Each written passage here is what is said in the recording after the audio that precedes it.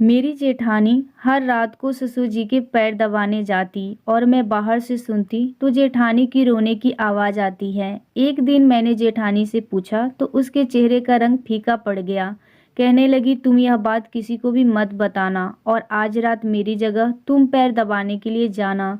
जब मैं ससुर जी के कमरे में गई, ससुर जी ने दरवाज़ा बंद कर लिया और जैसे ही लाइट बंद की, मेरे जिस्म से मेरी जान निकल गई, क्योंकि वह तो मेरा नाम प्रिया है और मैं इस दुनिया के सबसे अलग खानदान में शादी करके चली गई थी, जहाँ यही कहना सही था, क्योंकि वहाँ काम ही ऐसे होते थे कि समझ से बाहर थे।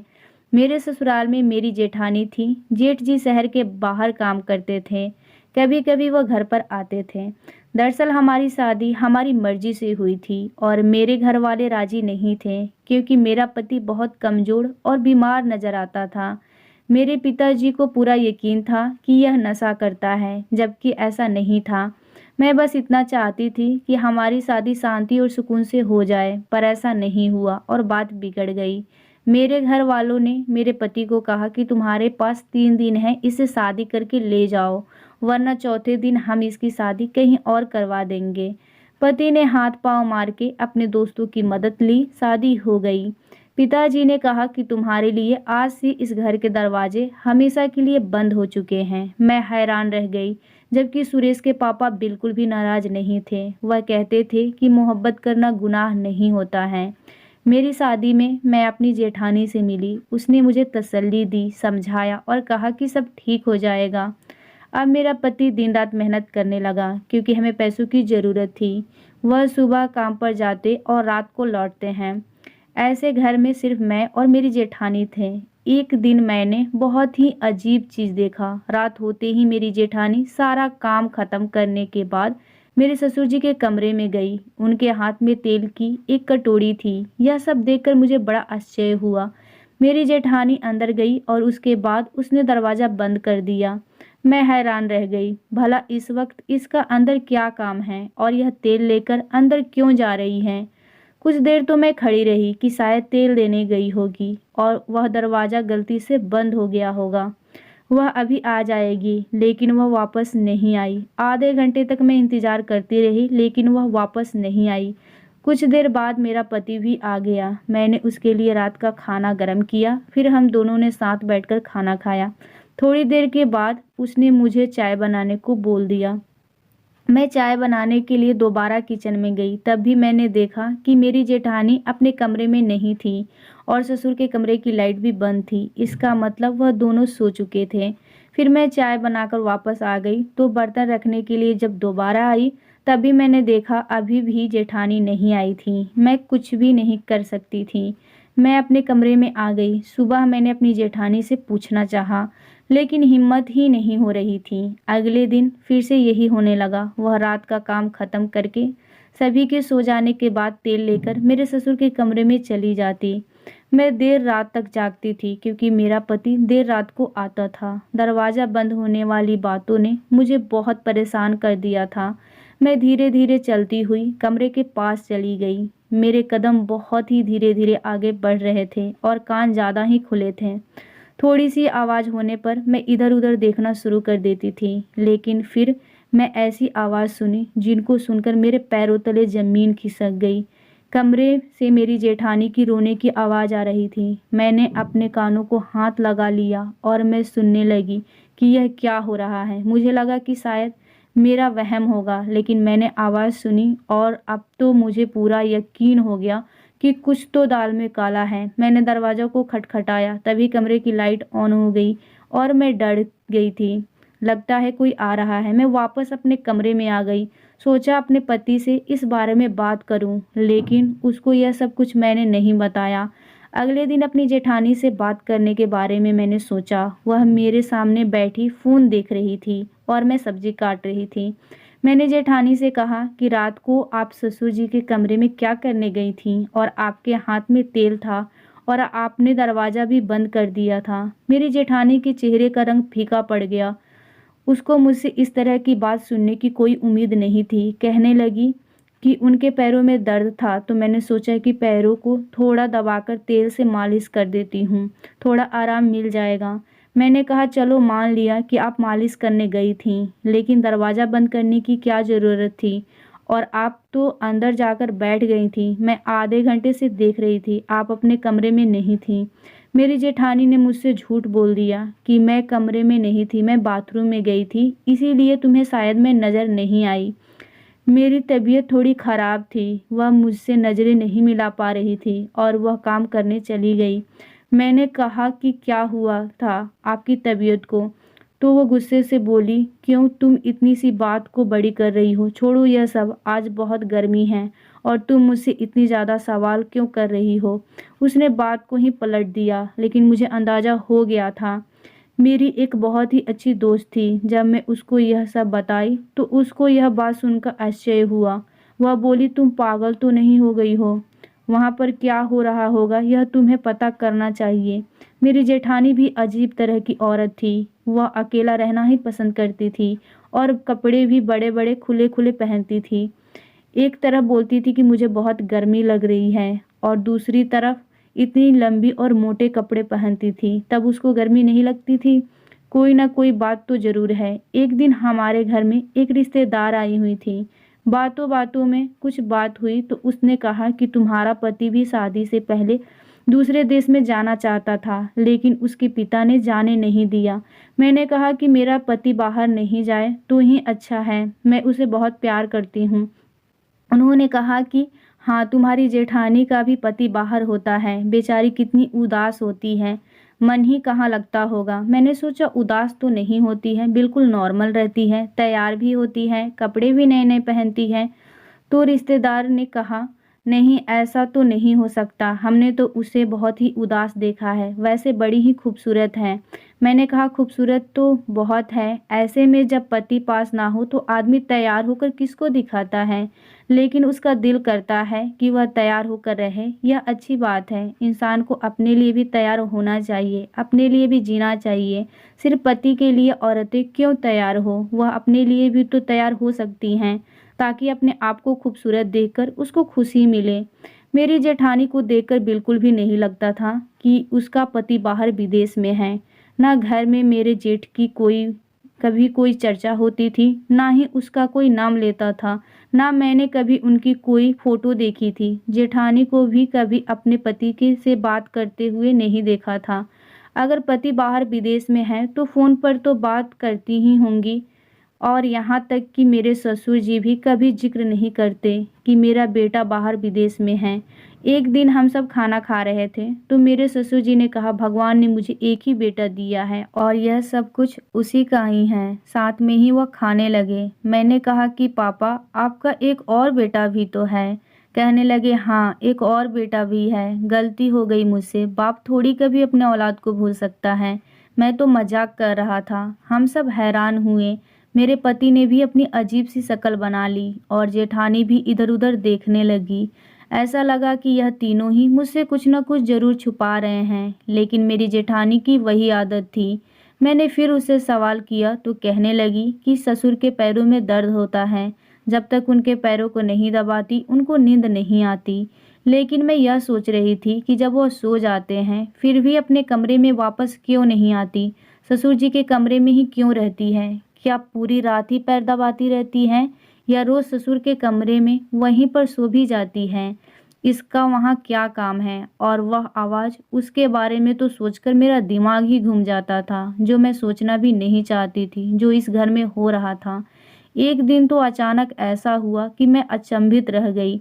मैंने अपनी जेठानी को कपड़े बदलते हुए देख लिया था। वह मुझे देखकर एकदम से चौंक गई, लेकिन उससे ज़्यादा तो मैं सदमे में थी। मैंने कहा कि आप तो माँ बनने वाली हैं और आपने मुझे बताया भी नहीं, इतनी बड़ी बात। तो उसकी ज़बान मानो उसका साथ नहीं दे रही थी। पहले तो वह बहुत घबरा गई, फिर खुद को संभाल कर बोली, हमारे खानदान में यह सब बताया नहीं जाता। जब तक बच्चा 7 महीने का नहीं हो जाता तब तक किसी को भी यह बात नहीं बताई जाती। कहते हैं कि बताने से नज़र लग जाती है, इसीलिए मैंने किसी को भी यह बात नहीं बताई कि मैं माँ बनने वाली हूँ। मैंने कहा कि मेरे पति ने भी मुझे यह नहीं बताया, कभी ससुर जी ने भी इसका जिक्र नहीं किया, क्या उन लोगों को भी नहीं पता? मेरी जेठानी को कुछ समझ में नहीं आ रहा था कि वह क्या जवाब दें। उसने कहा शायद भूल गए होंगे। मैंने सोचा कोई इतनी बड़ी बात कैसे भूल सकता है, और मुझे भी मालूम नहीं चला क्योंकि मेरी जेठानी बहुत ही खुले कपड़े पहनती थी। पर अब उसको देखकर लग रहा था कि जैसे 8वां महीना चल रहा हो। इसका मतलब था कि 8 महीने पहले मेरे जेठ जी आए थे, लेकिन फिर भी कोई इस घर में उनका नाम तक नहीं लेता। क्या उनसे कोई दुश्मनी है या उनको कोई पसंद नहीं करता? इस घर में रहते हुए मुझे अभी 1 महीना ही हुआ था। जेठ जी भी उनके लिए कभी कुछ नहीं भेजते थे, ना कोई पार्सल, ना कोई फ़ोन। फिर मैंने सोचा कि एक तो मेरी जेठानी की यह हालत है, ऊपर से मेरे ससुर जी फिर भी उसको अपने पैर दबाने के लिए बुला लेते हैं, अपने पैरों पर मालिश करवाते हैं, वह भी हर रोज़। उनको इतना तो सोचना चाहिए कि पेट से है, इसको आराम की ज़रूरत है। एक दिन हम सब खाना खा रहे थे तो मैं अपनी जेठानी को कहा कि मैंने आपके लिए चाट बनाई है, ऐसी हालत में तो आपको चाट खाने का तो मन करता ही होगा। यह बात सुनकर जेठानी के गले में खाना अटक गया और ससुर जी ने उनको बड़ी हैरानी से देखा। वह सबके सामने कहने लगी कि तुम्हें क्या हो गया है? तुम्हें किसने कह दिया कि मैं पेट से हूँ? जबकि मेरा पति ही मुझसे मिलने के लिए नहीं आया। तो मेरे कदमों तले जमीन खिसक गई कि कैसे मेरी जेठानी ने झूठ बोल दिया था, जबकि मुझे अच्छी तरह से पता था कि वह पेट से है। और अगर उसका पति नहीं आया तो फिर यह बच्चा किसका था? मेरे ससुर जी ने भी कहा कि वह तुमसे मजाक कर रही थी और तुमने सच मान लिया। बेटी, अभी ऐसा कोई खुशखबरी नहीं है। इस खुशखबरी के लिए हम तो तरस गए हैं। जल्दी से कोई खुशखबरी सुना दो, हमारे इस घर में भी चहल पहल हो जाएगी। मेरे ससुर जी ने अचानक ही मेरी जेठानी को कहा कि तुम्हें तुम्हारी मम्मी के घर छोड़कर आना था। आओ मैं तुम्हें छोड़कर आता हूँ, मैं तो भूल ही गया था और तुम भी याद नहीं दिलवाती हो। अब इसका पति घर पर नहीं है तो यह जिम्मेदारी मुझे ही पूरी करनी होगी। जब यह कहती है तो इसको इसके मायके छोड़ आता हूँ, जब बोलती है तो वापस ससुराल ले आता हूँ। मेरे ससुर जी मुझे सफाई दे रहे थे। उन्होंने कहा इसके पिताजी के साथ मेरी पुरानी दोस्ती है, वहाँ भी थोड़ी देर बैठकर बातें कर लेता हूँ, अच्छा टाइम पास हो जाता है। तुम दोनों मियाँ बीवी बैठकर खाना खाओ, हम चलते हैं। मेरी जेठानी के चेहरे का रंग उड़ गया, वह मेरी तरफ देखकर टक रह गई। मेरे ससुर जी उनको लेकर वहाँ से चले गए, जबकि इससे पहले तो ऐसी कोई बात नहीं थी कि आज ही लेकर जाना है। जब वो लेकर चले गए तो मेरे पति ने मुझसे पूछा कि तुमको यह सब किसने बताया? तुम इस तरह की बातें क्यों कर रही हो? मैंने कहा कि मैंने देखा था कि उनका पेट बड़ा हुआ था। मेरे पति भी हंसने लगे। उनका पेट खाने से बड़ा है और तुम समझ रही हो कि वह प्रेग्नेंट है। मेरा भाई 2 साल से घर नहीं आया है तो बच्चा कहाँ से आ गया? मैंने अपने पति को कुछ भी नहीं कहा और ना ही कोई बहस की, पर बात सच थी और मैंने अपनी आंखों से भी देखा था कि मेरी जेठानी पेट से भी थी और उसका 8वां महीना चल रहा था। लेकिन वह यह बात क्यों छुपा रही थी, और अगर छुपा रही थी तो कब तक छुपाती? क्या वह बच्चा पैदा नहीं करेगी? मेरे ससुर जी जेठानी को मायके लेकर रात तक वापस आए तो अपनी जेठानी को देखकर मैं फिर से हैरान रह गई। उसके चेहरे पर एक बहुत बड़ा निशान बना हुआ था, जैसे किसी ने मारा हो। मैं आगे बढ़ी, मैंने कहा क्या हुआ या कैसे हुआ? कहने लगी कि मैं एक रिक्शा से गिर गई और मेरा मुंह जमीन पर लग गया। मैं हैरान रह गई। मेरी जेठानी को देखकर लग रहा था कि वह झूठ बोल रही है। वह अपने कमरे में चली गई और उसने खाना भी नहीं खाया। अगर वह रिक्शे से गिरी होती और उसका मुंह जमीन पर लगा होता तो उनका चेहरे पर नुकसान होता, जबकि ऐसा कुछ भी नहीं था। ऐसा लगता था कि किसी ने जानबूझकर उसको मारा है। आज की रात भी जब वह मेरे ससुर जी के कमरे में जा रही थी तो उसकी आंखों से आंसू बह रही थी। जब वह कमरे में जा रही थी तो उसने अपने आंसू पोंछ लिए। मैंने सोचा इस बेचारी के साथ कोई ना कोई जुल्म तो जरूर हो रहा है यहाँ पर, और यह सब कुछ सहन कैसे कर रही है। एक दिन मुझे बहुत गुस्सा आया और मैंने अपनी जेठानी को कहा कि इतना बड़ा झूठ क्यों बोलती हो सबके सामने? मैं कहीं कोई अंधी नहीं हूँ। मैंने तुम्हें अपनी आंखों से देखा है कि तुम माँ बनने वाली हो।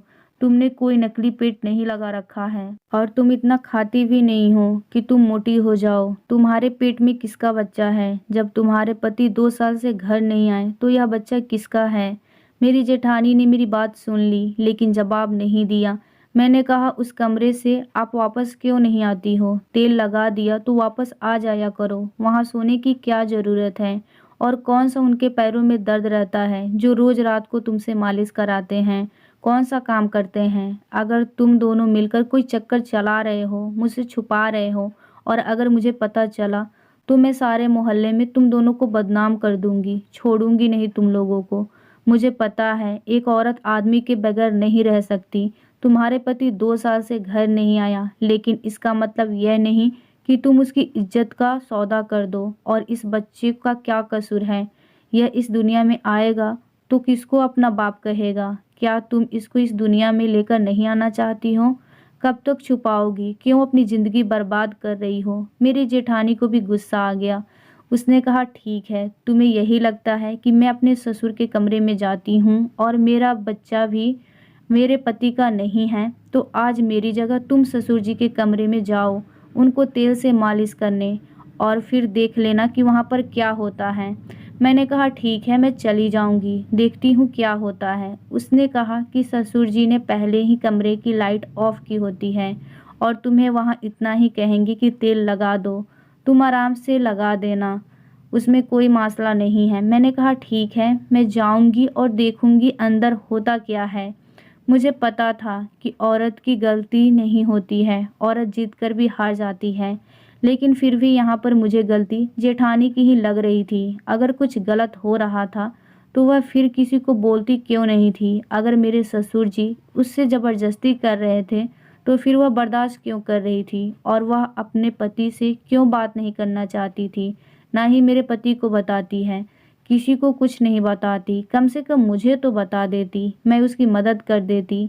जिस किस्म की आवाज़ मैंने उससे सुनी थी, मुझे अपनी जेठानी पर भी शक हो रहा था। मेरा पति तो वैसे भी देर से आता था, मेरे ससुर 10 बजे ही सो जाते थे। इसीलिए मेरी जेठानी ने मुझे कहा कि जाओ, आज तुम चली जाओ। मैंने देखा कमरे की लाइट पहले से ही बंद थी। मैंने हाथ में तेल की कटोरी ली और अंदर चली गई। मेरी जेठानी ने कहा कि अंदर जाते ही दरवाज़ा बंद कर लेना और कोई बात पूछे तो आगे से सर हाँ हूँ ही बस करना। मुझे डरने की भी क्या ज़रूरत थी? यह मेरे ससुर थे। अगर पता भी चल जाता तो मैं फ़ौरन बाहर आ जाती। मेरी जेठानी बाहर ही खड़ी रही। लेकिन जब मैं अंदर गई तो मेरे ससुर ने अंदर जाते ही ऐसी बात कही कि मैंने अपने कानों को हाथ लगा दिया। कहने लगे, मेरी जान, आज इतनी देर क्यों लगा दी? मैं पूरी तरह हैरान रह गई। मेरे पास बैठो, खड़ी क्यों हो? क्या हो गया? नाराज़ हो गई मुझसे? क्या वह ऐसे बोल रहे थे जैसे कोई अपनी पत्नी से बात कर रहा हो? मुझे तो वहाँ 2 मिनट ही हुए थे कि मैं वहाँ से तुरंत बाहर आ गई और अपनी जेठानी को हैरानी से देखने लगी। फिर वह मुझे अपने कमरे में ले गई और उसने मुझे एक तस्वीर दिखाई जिसमें वह अपने ससुर जी के साथ दुल्हन बनी बैठी थी। उसने कहा, यह मेरे ससुर नहीं, मेरे पति हैं और मेरी शादी हुई है। तुमने जो आवाज़ सुनी वह इस वजह से थी कि ऐसी हालत में पैर दबाकर बुरी तरह से थक जाती थी, इसीलिए मेरे मुंह से ऐसी आवाज़ आने लगती थी। यह तुम्हारे ससुर जी अच्छे इंसान नहीं हैं, मुझ पर जुल्म करते हैं, मुझे अपना गुलाम समझते हैं क्योंकि मेरे आगे पीछे कोई नहीं है, लेकिन यह मेरे ही पति हैं और यह बच्चा भी इन्हीं का है। उसने कहा था कि जब बच्चे के दिन आ जाएंगे तो वह मुझे गांव भेज देगा, फिर कुछ न कुछ करके कह देगा कि यह बच्चा गोद लिया हुआ है। तुम्हारे पति ने मिलकर यह प्लान बनाया था कि तुम्हें यह बात पता ना चले, नहीं तो बहुत बदनामी होगी। हमारे खानदान में यह बात किसी को भी नहीं पता। जो औरत इस घर में आई थी वह तो मेरे पति की बहन थी, इसीलिए वह भी हमारे साथ मिली हुई थी। जब तुमने सबके सामने कहा कि आप पेट से हैं तो मेरे पति ने मुझ पर बहुत गुस्सा किया और मुझ पर हाथ भी उठाया। तभी मेरे चेहरे पर घाव था। सारे रास्ते उसने मुझे बातें सुनाई थी। यह खानदान बहुत ही अजीब है। यहाँ पर बहुत सारे राज दबे हैं, जिनमें से मैं भी एक राज हूँ। तुम्हारे पति ने तुम्हें शायद यह बात इसलिए नहीं बताई कि तुम अलग से ना सोचो, तुम्हें बुरा ना लगे, लेकिन अब तुम अपने पति को बता देना कि तुम्हें सब कुछ पता है और खामोश रहना। मेरे पति खुद ही तुम लोगों को यह सब बातें बता देंगे जब तुम्हें यहाँ पर कुछ महीने हो जाएंगे, लेकिन तब तक तुम मेरी जासूसी मत करना, मेरे मामले में बोलना मत। इसीलिए आज मैंने तुम्हें अपनी जगह कमरे में भेजा था कि तुम्हें विश्वास हो जाए। मैं अपनी जेठानी से माफ़ी मांगी और उससे वादा किया कि आगे से ऐसी कोई बात नहीं करूँगी। मेरी वजह से आपकी ज़िंदगी भी बर्बाद हो सकती थी। उसके बाद मैं अपने पति को यह बात बताई। वह भी शर्मिंदा हो गए। उसने कहा, जब तुम यहाँ पर आई थी तो मैंने सोचा तुम यह सब देखकर सोचोगी कि मैं कैसे लोगों के घर में आ गई हूँ, इसीलिए मैंने तुम्हें कुछ नहीं बताया। मेरे पिता ने इस लड़की से शादी की है, इसीलिए तो हमारी शादी के खिलाफ नहीं थे। उनको उनके हालत पर छोड़ दो, मेरे साथ अपनी ज़िंदगी की शुरुआत करो। मैंने ऐसा ही किया। कुछ दिन बाद ससुर जी को एक बेटी पैदा हुई। फिर ससुर जी के अंदर थोड़ी सी शर्म आई, क्योंकि पहले से उनकी कोई बेटी नहीं थी। अब वह अच्छे तरीके से रहते हैं और अपनी पत्नी का ख्याल भी रखते हैं। वह लोग अपनी ज़िंदगी में खुश रहते हैं, हम लोग अपनी ज़िंदगी में। तो दोस्तों, ये थी मेरी आज की स्टोरी। अगर स्टोरी आपको अच्छी लगी है तो वीडियो को लाइक ज़रूर से कीजिएगा, और चैनल पे नए हैं तो चैनल को सब्सक्राइब करके साथ में ऑल नोटिफिकेशन को भी ज़रूर से ज़रूर ऑन कर लीजिएगा। Thanks for watching guys.